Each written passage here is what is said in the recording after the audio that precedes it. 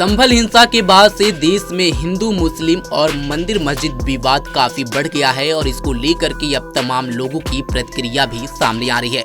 बता दें कि बागपत के बरनावा गांव में पहुंचे पूर्व बीजेपी नेता व राष्ट्रवादी नवनिर्माण दल के राष्ट्रीय अध्यक्ष श्रीकांत त्यागी ने हिंदुओं पर बड़ा बयान दिया है। उन्होंने कहा कि हिंदू होने पर गर्व नहीं होना चाहिए क्योंकि हिंदू नाम मुगलों ने दिया था। उन्होंने आगे बोलते हुए कहा कि देश में बड़ा तबका कहे जाने वाले सनातनी लोगों को मुसलमानों से डराना बीजेपी का एजेंडा हो गया है, क्योंकि उन्हें पता है कि हिंदू मुसलमान के बगैर राजनीति नहीं चल सकेगी।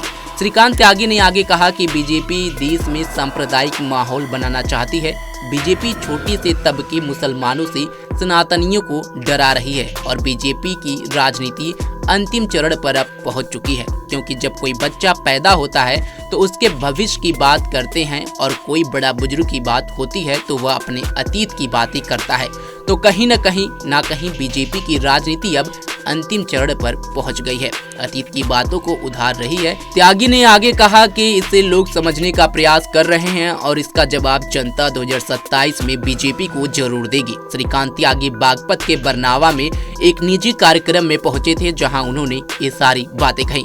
आप भी सुनिए कि श्रीकांत त्यागी ने बीजेपी और हिंदू मुस्लिम को लेकर के क्या बयान दिया। तमाम शुरू कर दी, इसके पीछे की मंशा से बताया जाएगा। देखिए, इसके पीछे की मंशा कुछ नहीं है, सांप्रदायिकता का माहौल बनाए रखना और लगातार हिंदुओं को खतरे में बताना और हिंदुओं के मन में एक असुरक्षा का भाव पैदा करना। सनातनियों के मन में, हिंदू शब्द तो मुझे इस्तेमाल नहीं करना चाहिए, ये मुगलों का दिया हुआ शब्द है, इसको हमें ना आत्मसात करना चाहिए और ना हमें इस पर कोई गर्व करना चाहिए।